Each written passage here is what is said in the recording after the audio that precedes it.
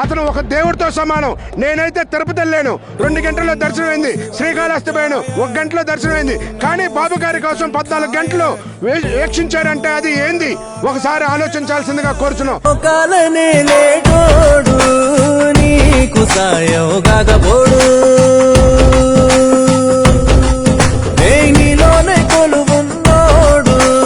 నిన్ను దాటి పోనే బోడు.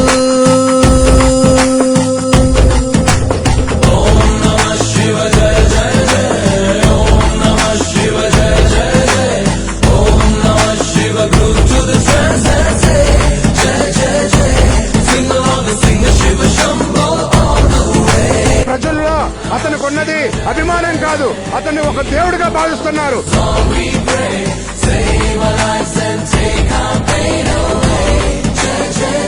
నువ్వు దేవుడు స్వామి.